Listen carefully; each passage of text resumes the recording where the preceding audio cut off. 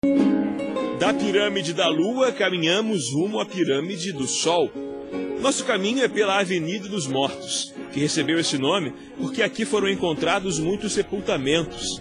Os arqueólogos dizem que os teotihuacanos enterravam os antepassados na avenida para torná-la sagrada. E esse povo não media esforços para se comunicar com os céus.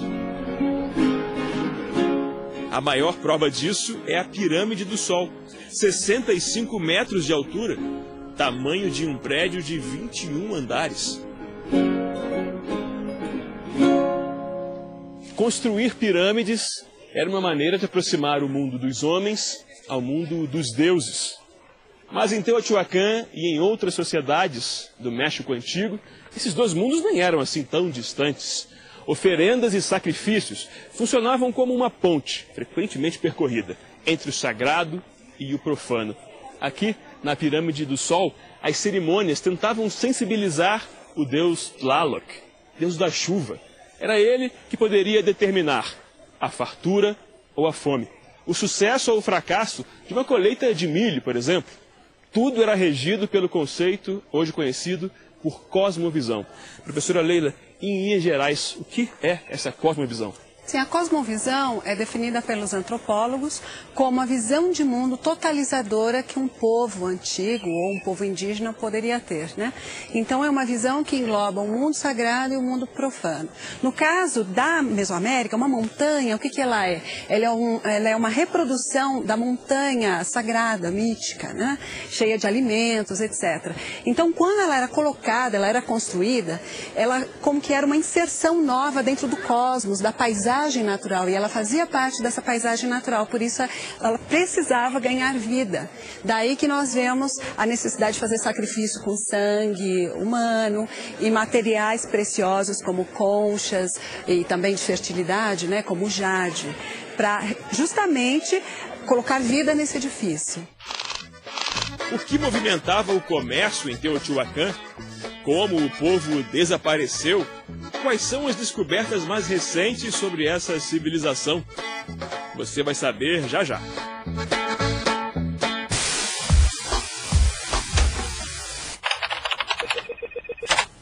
A dica que eu dou para quem quer vir ao México trabalhar com a língua portuguesa, o primeiro que tem que fazer quando chegar aqui é fazer o curso de formação de professores.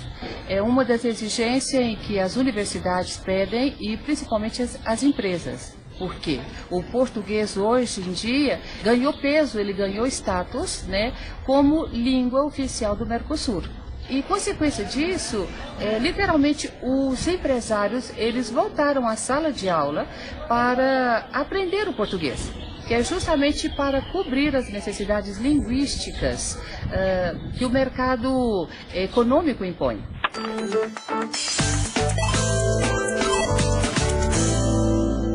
Sou João Paulino da Silva Neto, estudante de doutorado na área de Antropologia Social no Instituto de Investigações Antropológicas da Universidade Nacional Autônoma do México. Eu pesquiso os signos interculturais na formação da identidade étnica das crianças maia e yucatecos no marco da globalização. Os maias são uma cultura emblemática. Eles viveram desde 2000 anos atrás, antes de Cristo, e hoje em dia temos toda a representação como a pirâmide de Chichén Itzá, que é a oitava maravilha do mundo moderno, e é uma etnia emblemática, representante como na matemática, que descobriu o zero, na arquitetura, toda a questão das pirâmides que temos, como esse exemplo de Chichén. Temos um povo que era um povo culto, que tem escritura através dos códices, os hieroglifos maias. Aqui no Museu da Cidade do México, estamos na Sala Maia, e uma das coisas mais importantes que devemos relatar nessa pesquisa são os códices maias. Nos códices maias, eles puderam relatar sua história de vida e sua educação para os seus filhos. Então, quando você percebe isso de legado para a humanidade de hoje, na arte, na arquitetura, na escritura, tudo isso, podemos perceber como essa civilização ainda persiste e dura para os tempos modernos. O objetivo da minha pesquisa é saber como se está educando a criança maia no contexto da globalização. Eu trabalhei aí com 125 crianças. Essas 125 crianças foram taxativamente dizendo: sou filho de maia, meus pais são maias, moro na comunidade maia que fala a língua maia, nossa língua é maia, nossos costumes são maias e eu tenho maia no meu coração para sempre.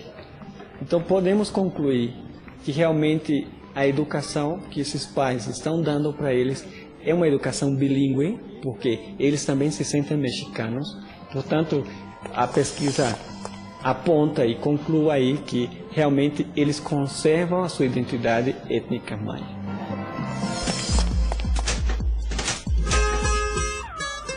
Os teotihuacanos já não existem, mas a pirâmide do Sol ainda cobra um sacrifício voluntário para a maior parte dos turistas que enchem um lugar de vida todos os dias. Quando chegamos lá em cima, a sensação é de se estar no topo do mundo, daquele mundo. E o gigantesco fica mais fácil de ser entendido numa escala menor. No Museu de Teotihuacan, a cidade virou uma maquete, construída segundo as informações levantadas pelos pesquisadores ao longo dos anos. No museu também estão expostas ferramentas e objetos de culto usados pelos teotihuacanos. Para compreender como tudo isso funciona, a cidade viva, o arqueólogo tem que investigar os pequenos mecanismos, as engrenagens que moviam a sociedade. E em Teotihuacan, as pedras diziam muito. Elas estavam presentes no dia a dia, não só como ferramentas de trabalho, mas também nas cerimônias de sepultamento dos mortos, oferendas aos deuses, e cada tipo de pedra era carregada de significado. A professora Leila se dedica ao estudo de pedras bem distintas para os teotihuacanos. De um lado, o jade e as pedras verdes. De outro, a ardósia. Professora, quais as semelhanças e diferenças entre esses dois grupos de pedras? Sim, as semelhanças basicamente é que são duas pedras de grande importância ritual para os teotihuacanos, né? A ardósia é um material basicamente funerário e o jade tem um simbolismo basicamente aquático, de fertilidade, que é o grande tema da religião de Teotihuacan, e ele, na verdade, em toda a Mesoamérica, é o material mais precioso, a matéria-prima mais preciosa. Então, podemos dizer que para a religião teotihuacana, para a materialização dos conceitos da cosmovisão e da religião, o jade era fundamental. E do uso religioso, do uso ritual, como as pedras viraram um motor comercial de Teotihuacan? A principal atividade de Teotihuacan, além da agricultura nos arredores, era a indústria lapidária ou a indústria artesanal, né? Porque Teotihuacan era especializada em difundir ideias.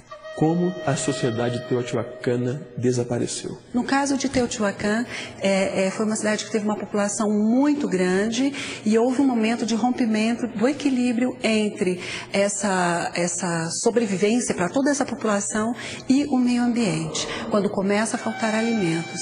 E para essas sociedades antigas, isso é um problema muito grande, porque os governos, ideologicamente, se fundam na capacidade dos governantes e no seu direito divino, no seu poder divino de propiciar o alimento. Então, quando falta o alimento, este poder é questionado pela população. Por isso, em algum momento, a população teotihuacana, talvez sofrendo penúria, partiu para uma revolta social. E daí que nós vemos que em vários pontos da cidade há vestígios de incêndio.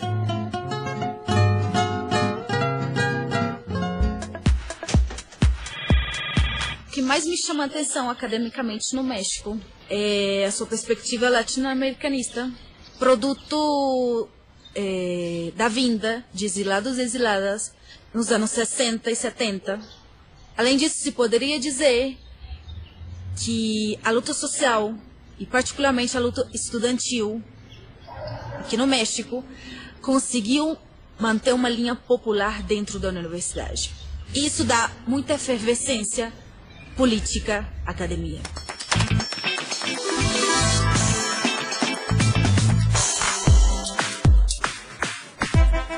Eu vivo no México há 42 anos e vim em busca de uma tranquilidade política.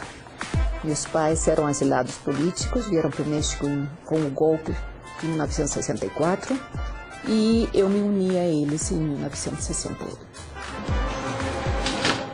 Meu nome é Maria Lúcia Taylor da Cunha Melo, tenho 67 anos e sou bióloga de profissão. Eu fiz um curso chamado de História Natural, que em realidade é um curso de biologia, na Universidade da Guanabara naquela época, atualmente a Universidade do Estado do Rio de Janeiro, e me formei em 1965. Posteriormente, em 1969, já no México, inicio um curso de mestrado em microbiologia e depois seguiu o de doutorado em ciências biomédicas com orientação à imunologia. Desde 1980, aproximadamente, sou chefe do Laboratório de Imunologia de Fungos no Departamento de Microbiologia e Parasitologia da Faculdade de Medicina da Universidade Nacional Autônoma do México. Este ano, a UNAM está completando 100 anos. É indubitavelmente a maior universidade da América Latina.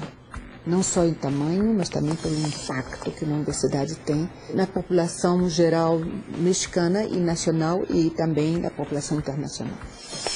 Desde que eu cheguei no México, eu comecei a trabalhar com um fungo que produz uma enfermidade respiratória chamada histoplasmose. Esse fungo cresce no guano de morcegos e aves, principalmente, e a inalação das esporas desse fungo podem gerar uma micose sistêmica, que já lhes disse que se chama histoplasmose. É muito impactante porque o México ocupa o primeiro lugar no mundo de letalidade de casos de histoplasmose. Portanto, conhecer a distribuição desse fungo na natureza é muito importante para podermos definir áreas de maior ou menor risco de infecção, por exemplo. Eu amo meu trabalho, inicialmente, porque eu tenho como objeto de estudo um modelo fascinante de investigação, mas eu considero que a ciência é muito gratificante. Portanto, se você ama, você vai se dedicar de corpo e alma a ela, você vai fazer todo o esforço para superar-se, você vai fazer todo o esforço para aprender e sempre com certa humildade, partindo do princípio que o que você sabe ainda é pouco. Pedras coloridas compõem esse mosaico que representa as conquistas científicas do México ao longo de sua história. A obra é do artista mexicano Juan O'Gorman e decora o prédio da Biblioteca Central da Universidade Nacional Autônoma do México, a UNAM. Se você se interessar, Brasil e México têm vários acordos de cooperação científica. Portanto, fique atento aos editais da CAPES e do CNPq, que oferecem bolsas de estudo e de pesquisa. E se você quiser outras informações sobre tudo que foi mostrado no programa de hoje, visite nosso site.